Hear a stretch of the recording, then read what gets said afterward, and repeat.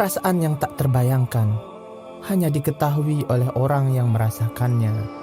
Subhanallah, betapa indahnya perasaan rindu ketika terhiasi dengan pemandangan Baitullah. Allah berfirman, sempurnakanlah haji dan umrah untuk Allah.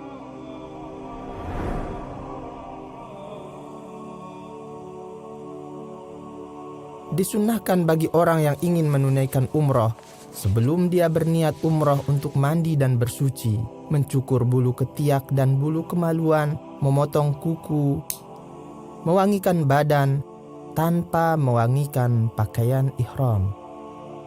Dengan pakaian putih, bagaikan putihnya lembaran yang bersih dari dosa, orang yang umrah memakai pakaian ihram. Adapun wanita, ia mengenakan pakaian yang patut dengan keagungan Baitullah tanpa menonjolkan perhiasannya.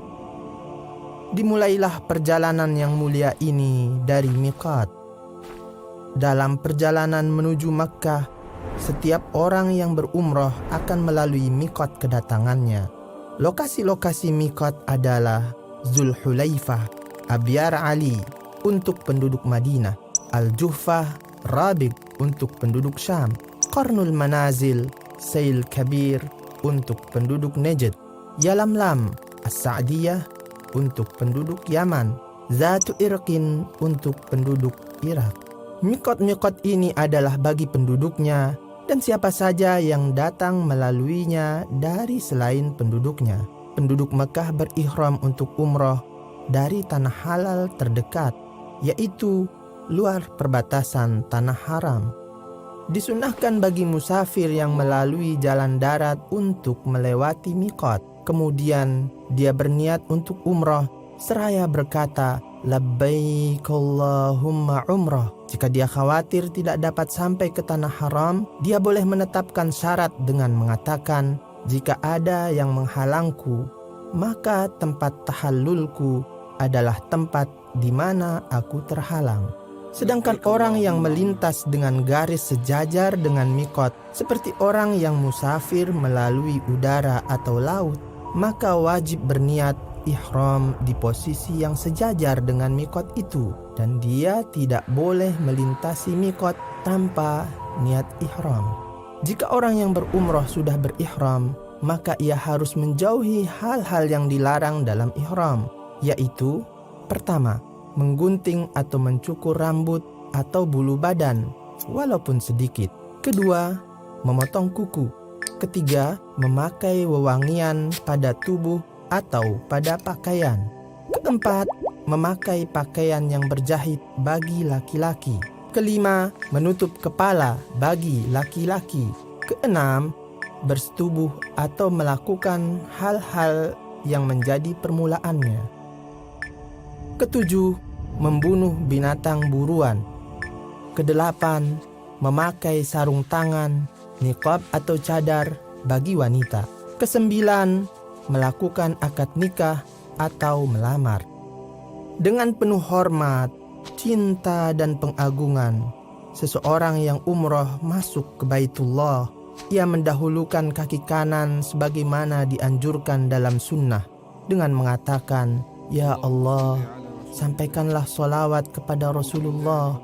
Aku berlindung kepada Allah yang Maha Agung dengan wajahnya yang mulia dan kekuasaannya yang azali dari godaan setan yang terkutuk. Ya Allah, bukakanlah bagiku pintu-pintu rahmat-Mu. Ketika ia melihat Ka'bah, ia berhenti mengucapkan talbiyah, lalu menuju ke arah Hajar Aswad untuk memulai tawaf di sana. Disunnahkan melakukan iltiba bagi laki-laki, yaitu menjadikan kain atasnya di bawah ketiak kanan dan menyingkap bahu kanannya dan menutup bahu kirinya dengan kainnya tersebut. Kemudian dia memulai tawaf dari garis yang sejajar dengan Hajar Aswad sambil memberikan isyarat tangan ke sana dan berkata, Allahu Akbar. Disunnahkan menyentuh dan mencium Hajar Aswad jika itu tidak menyakiti orang lain. Jika tidak dapat, ia menyentuhnya dengan tongkat atau semisalnya, kemudian mencium tongkat itu. Jika tidak dapat menyentuh dengan tangan atau dengan tongkat dan hanya dapat memberi isyarat, maka tidak perlu mencium sesuatu yang digunakan untuk memberi isyarat itu. Disyaratkan untuk sahnya tawaf, hendaknya orang yang tawaf harus menjaga kesuciannya dari hadas kecil dan hadas besar. Karena tawaf itu seperti sholat, hanya saja diperbolehkan berbicara ketika tawaf. Tawaf dimulai dari Hajar Aswad sampai 7 putaran atau pusingan, berakhir di Hajar Aswad kembali. Hendaknya ketika tawaf, seseorang memperbanyak zikir dan doa, menjauhi pertengkaran, perdebatan dan canda. Ini adalah tempat yang agung, di mana dosa diampuni, jiwa dibebaskan dari api neraka, dan kebaikan diangkat. Bagi laki-laki disunahkan berjalan cepat pada 3 putaran pertama sesuai kemampuan. Adapun wanita, ia tidak perlu melakukan hal itu. Ketika sejajar dengan rukun Yamani, disunahkan menyentuhnya dengan tangan kanan tanpa menciumnya. Jika sulit untuk menyentuhnya, ditinggalkan saja dan lanjutkan tawaf tanpa memberi isyarat kepadanya dan tanpa mengucap takbir. Disunahkan bagi orang yang berumrah ketika berada di antara rukun Yamani dan Hajar Aswad untuk mengatakan Rabbana atina fid dunya hasanah wa fil akhirati hasanah wa qina adzabannar. Setelah selesai putaran ke-7, dia menutup bahu kanannya dan menuju ke belakang makam Ibrahim, lalu sholat 2 rakaat di sana, jika memungkinkan. Jika tidak memungkinkan, dia dapat sholat di mana saja di Masjidil Haram. Dia membaca surat Al-Kafirun, Qul ya ayyuhal kafirun di rakaat pertama, dan surat Al-Ikhlas, Qul huwallahu ahad di rakaat kedua setelah membaca Al-Fatihah. Setelah selesai, dia pergi ke tempat sa'i. Disunnahkan dalam perjalanannya ke tempat sa'i untuk meminum air Zam-Zam.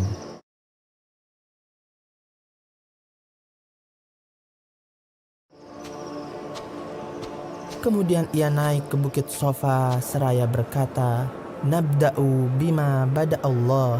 Kami mulai dengan apa yang Allah mulai. Seraya membaca firman Allah, Innas Safa wal Marwata min sya'airillah. Sesungguhnya Safa dan Marwa adalah termasuk dalam syiar-syiar Allah. Kemudian ia menghadap kiblat seraya memuji Allah, bertakbir dan berdoa dengan khusyuk, seraya berkata, La ilaha illallah wahdahu la syarikalah, lahul mulku wa lahul hamdu wa huwa ala kulli syai'in qadir. La ilaha illallah wahdah anjaza wa'dah wa nasara 'abdah wa hazamal ahzaba wahdah. Dia mengulangi doa itu 3 kali. Lalu dia berdoa di antaranya dengan apa yang ia inginkan. Kemudian ia turun dari sofa menuju Marwa sambil berzikir, berdoa dengan doa yang ia inginkan. Bagi laki-laki disunahkan bergegas di antara 2 tanda lampu hijau. Ketika sampai di Marwa, hendaknya berdoa seperti yang dilakukan di sofa tanpa harus membaca ayat yang dibaca di sana. Sehingga dengan demikian dia terhitung telah menyelesaikan 1 putaran dari 7 putaran. Kemudian ia kembali ke sofa dengan cara yang sama. Setiap kali dia berjalan dari sofa ke Marwa atau dari Marwa ke sofa, itu terhitung 1 putaran. Demikian seterusnya sampai naik ke Bukit Marwa di putaran ke-7.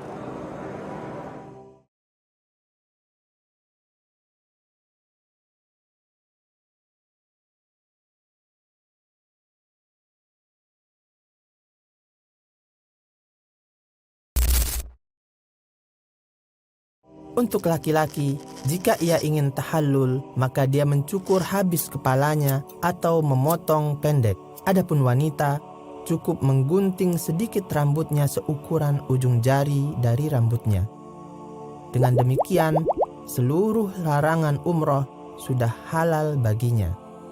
Setelah selesai mencukur atau memendekkan rambut, berarti dia telah menyelesaikan umrohnya. Tidak ada riwayat bahwa Nabi SAW sholat 2 rakaat setelah umroh. Jamaah umroh, Anda telah tiba dari tempat yang jauh dan dengan kondisi yang lelah, maka ikutilah petunjuk Nabi SAW dan menghadaplah kepada Allah dengan doa seraya mengharap agar seluruh amalan Anda diterima olehnya.